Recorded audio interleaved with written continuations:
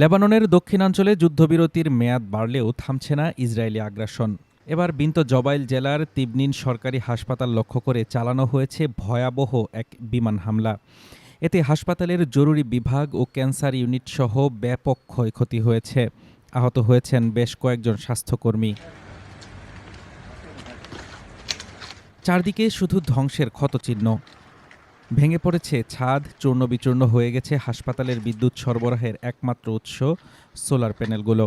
দক্ষিণ লেবাননের বিন্ত জবাইল জেলার তিবনিন সরকারি হাসপাতালের এই চিত্রই বলে দেয় বৃহস্পতিবারের ইসরায়েলি বিমান হামলা কতটা ভয়াবহ ছিল।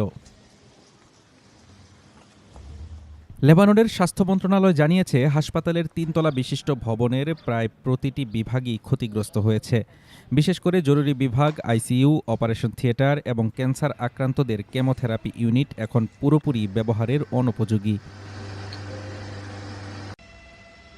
এই কাপুরুষোচিত হামলায় আহত হয়েছেন ৯ জন, যার মধ্যে ৭ জনই হাসপাতালের কর্তব্যরত কর্মী, যাদের ৫ জন নারী।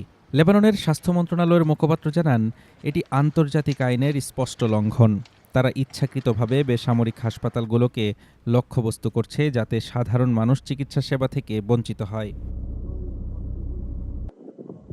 এই হামলা নিয়ে ইসরায়েল সরাসরি মন্তব্য না করলেও তেল আবিব সাফ জানিয়েছে, হিজবুল্লাহর সামরিক সক্ষমতা ধ্বংস করতে লেবানন জুড়ে তাদের এই তথাকথিত অভিযান অব্যাহত থাকবে।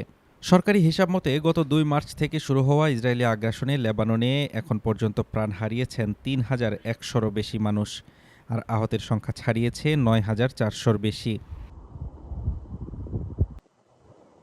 অথচ মার্কিন মধ্যস্থতায় গত ১৫ এপ্রিল ২ দেশের মধ্যে ১০ দিন মেয়াদী যে যুদ্ধবিরতির চুক্তি হয়েছিল, তা দফায় দফায় বাড়িয়ে সর্বশেষ ১৫ মে আরও ৪৫ দিনের জন্য সম্প্রসারণ করা হয়।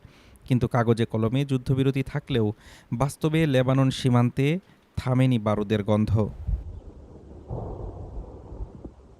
গাজা উপত্যকার কৌশলের পুনরাবৃত্তি ঘটিয়ে এবার দক্ষিণ লেবাননেও ইয়েলো লাইন বা হলুদ রেখা টেনেছে ইসরায়েলি বাহিনী।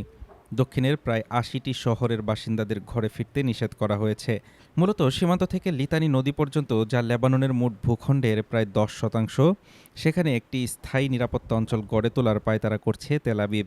যুদ্ধবিরতি চুক্তির আড়ালে লেবাননের সার্বভৌমত্ব গ্রাস আর স্বাস্থ্য খাতের উপর এমন বর্বরচিত হামলা মধ্যপ্রাচ্যের সংকটকে আরও দীর্ঘায়িত করছে বলেই মনে করছেন বিশ্লেষকরা। হাফিজুর রহমান তুষার, ঢাকা টুডে।